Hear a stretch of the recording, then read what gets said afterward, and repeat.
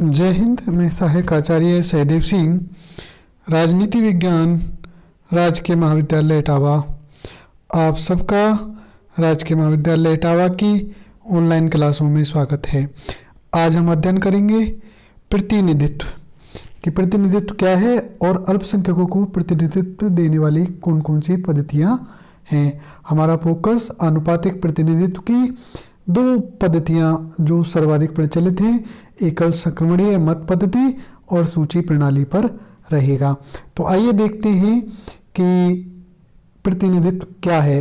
प्रतिनिधित्व वह प्रक्रिया है जिसके अंतर्गत कोई व्यक्ति किसी समूह के सदस्यों की इच्छा, भावना या दृष्टिकोण किसी सभा में या किसी सत्ताधारी के सामने व्यक्त करता है या उस समूह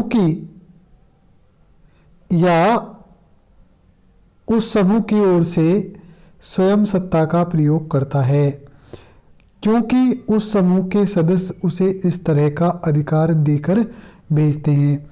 तो क्या प्रक्रिया रही? बहुत सिंपल है। प्रतिनिधित्व क्या है?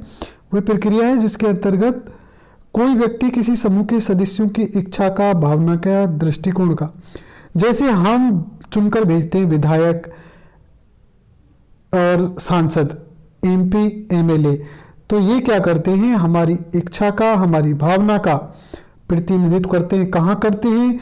विधानसभा में करते हैं, संसद में करते हैं। और अगर ये सरकार का हिस्सा बनते हैं तो ये हमारे ओर से सत्ता का प्रयोग करते हैं, क्योंकि इस समूह के सदस्य उसे इस तरह का अधिकार देकर भेजते हैं। तो जब चुनाव होता है तो उस तरह के अधिकार उसको दिए जाते हैं। तो ये है प्रतिनिधित्व की प्रक्रिया। अब अल्पसंख्यकों के प्रतिनिधित्व पर हम यहाँ पर विशेष रूप से विचार करेंगे। ऐसा क्यों? ऐसा इसलिए क्योंकि वर्तमान समय में अधिकांश देशों में प्रतिनिध्यात्मक प्रजातंत्र शासन व्यवस्था प्रचलित है। प्रतिनिध्यात्मक प्रजातंत्र का मतलब, जिसको हमने इस पिछले अध्याय में पढ़ा था, एक प्रत्यक्ष प्रजातंत्र होता है, एक अप्रत्यक्ष प्रजातंत्र होता है, जिसे प्रतिनिध्यात्मक प्रजातंत्र भी कहा जाता है, जो वर्तमान समय के सब बड़े बड़े राज्यों में प्रचलित है, अधिकांश राज्यों में प्रचलित है। इस शासन व्यवस्था की आलोचना करते हुए एक प्रमुख आक्षेप यह किया जाता है कि अपनी बहुमत निर्वाचन पद्धति के कारण यह प्रतिनिध्यात्मक प्रजातंत्र संपूर्ण जनता का शासन न होकर बहुमत का शासन होता है, यानी यहाँ पर अल्पमतों की उपेक्षा होती है। इसके अंतर्गत अल्पसंख्यकों को प्रतिनिधित्व प्राप्त नहीं होता। बहुमत द्वारा अल्पमतों के हितों की अवहेलना की जाती है। इसी कारण प्रजातंत्र की आलोचना करते हुए इसे बहुमत का अत्याचार तंत्र की संज्ञा भी दी जाती है। अतः इस बात की आवश्यकता अनुभव की जाती है कि प्रजातंत्र के अंतर्गत बहुसंख्यकों को ही नहीं वरन अल्पसंख्यकों को भी प्रतिनिधित्व प्राप्त होना चाहिए। तो अल्पसंख्यकों को प्रतिनिधित्व देने की पद्धतियाँ कौन कौन सी हैं?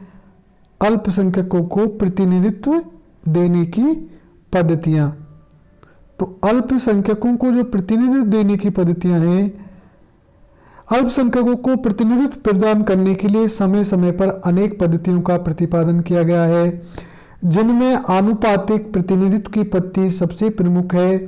आनुपातिक प्रतिनिधित्व की पद्धति और अल्पसंख्यकों को प्रतिनिधित्व प्रदान करने की अन्य पद्धतियों में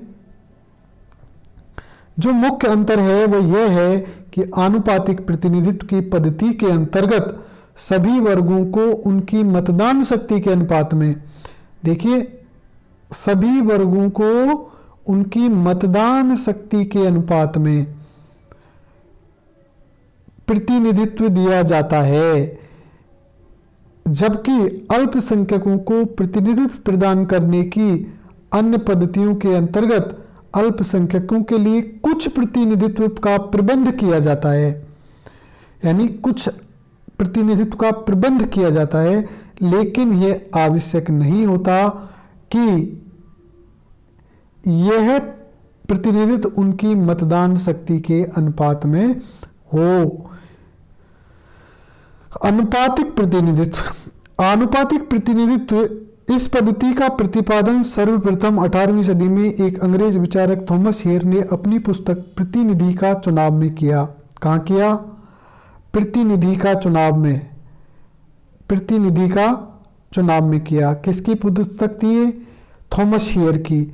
इसी के लिए इस प्रणाली को क्या कहा गया? हेयर प्रणाली कहा गया।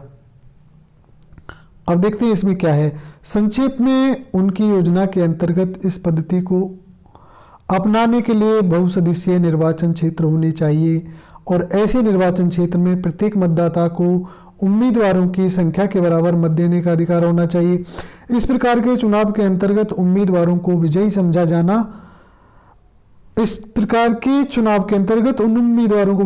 जाना चाहिए जिन्हें अपेक्षाकृत बहुमत नहीं वरन मतदाताओं की एक निश्चित संख्या का समर्थन अर्थात चुनाव कोटा प्राप्त हो जाए। किनको यहाँ पर वो समझा जाना चाहिए विजयी? जिन्होंने बहुमत नहीं बल्कि एक निश्चित कोटा या मतदाताओं की एक निश्चित संख्या का समर्थन अर्थात चुनाव कोटा प्राप्त हो। तो प्रतिनिधित्व की इस हेयर प्रणाली को कार्य रूप में वर्णित करने के लिए विचारकों ने अनेक पद्धतियों का प्रतिपादन किया है, जिनमें दो प्रमुख हैं, एक एकल संक्रमणीय पद्धति और दूसरी सूची प्रणाली।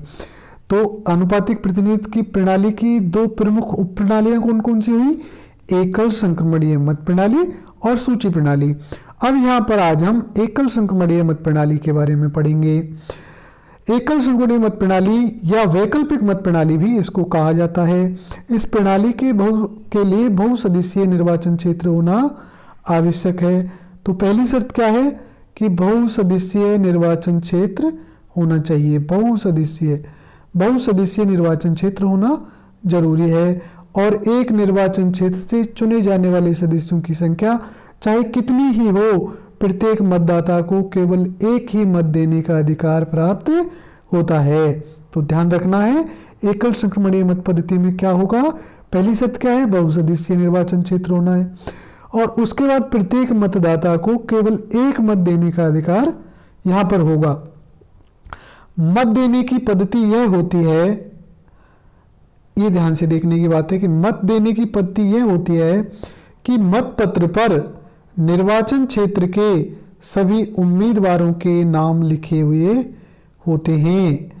यानी वहां पर जितने भी उस निर्वाचन क्षेत्र से चुनाव में खड़े हुए हैं उन सब का नाम उस मतपत्र पर होता है। अब प्रत्येक मतदाता यानी वोट डालने वाला व्यक्ति मतपत्र पर दी गई सब उम्मीदवारों में से जिसे सबसे अधिक उपयुक्त समझता है या जिसे सबसे अधिक पसंद करता है उसके नाम के आगे अपनी पहली पसंद को अपनी पसंद के अनुसार अपनी पहली पसंद इंगित करता है। अपनी पसंद के अनुसार उससे कम उपयुक्त उम्मीदवार के नाम के आगे अपनी दूसरी पसंद। इस प्रकार जितने सदस्य निर्वाचित होने हैं क्रम से उतनी पसंदें लिख देता है। मान लीजिए कि एक निर्वाचन क्षेत्र से 7 सदस्य निर्वाचित होने हैं तो उसको जो सबसे अच्छा लगेगा उसके सामने 1, उससे कम अच्छा लगेगा उसके सामने 2, उससे कम अच्छा लगेगा उसके सामने 3। इस प्रकार से वो अपने 7 उम्मीदवारों की 7 पसंदें देता है।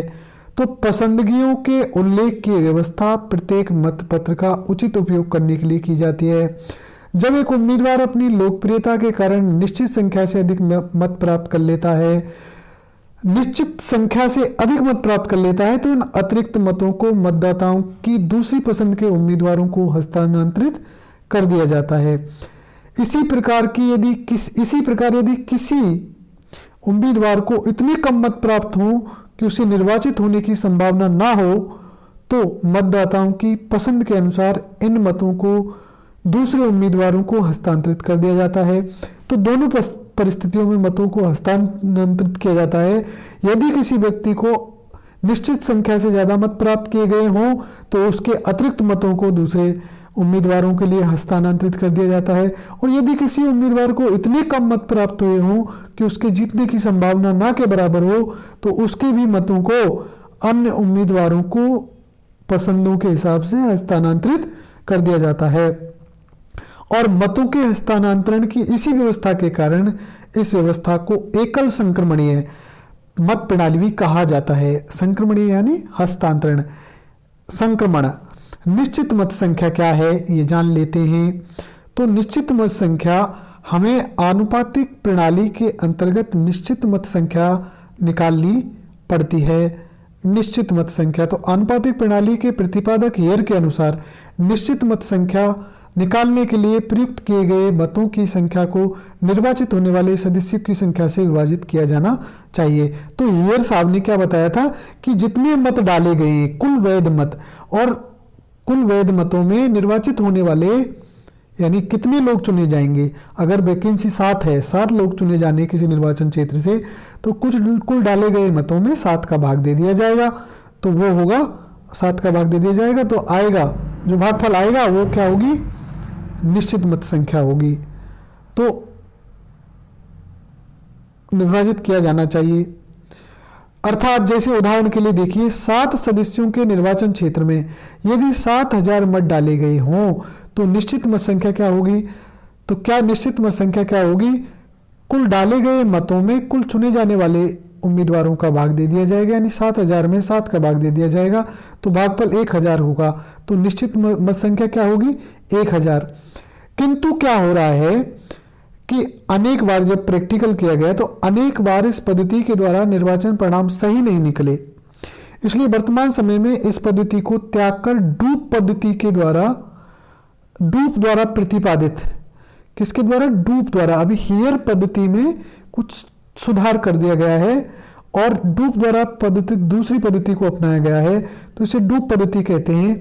डूप द्वारा प्रतिपादित विधि के अनुसार निश्चित संख्या निकालने के लिए प्रयुक्त किए गए मतों की संख्या निर्वाचित होने वाले सदस्यों की संख्या के 1 से अधिक से विभाजित किया जाता है। जैसे उदाहरण अभी समझ लेंगे, किया जाता है और परिणाम में 1 जोड़ दिया जाता है।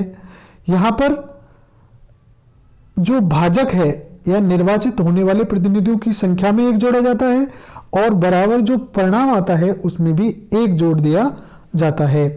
जैसे इस पद्धति के अनुसार यदि निर्वाचन क्षेत्र में 7000 वैध मत हैं, मत प्रयुक्त किए गए हैं, तो निश्चित संख्या क्या होगी, 7000 को हम डिवाइड करेंगे 7 + 1 से, यानी निर्वाचित होने वाले सदस्यों की संख्या कितनी है, 7 है।